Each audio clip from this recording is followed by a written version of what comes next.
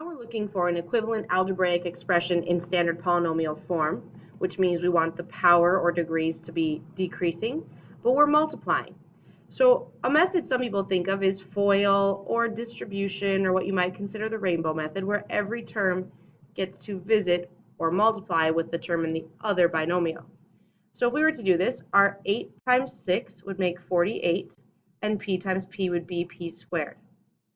8 times 2 would be 16, and we'd have the p there as well. Then negative 2, don't forget your negative. Negative 2 times 6 makes negative 12, and we'd have the p with that one. And negative 2 times positive 2 makes negative 4.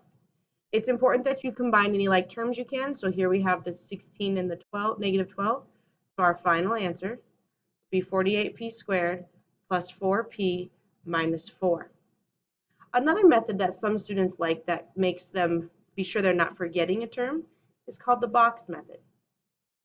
In this case, you would draw a box and put your terms and the binomials on the outside. So 8p minus 2, 6p and positive 2.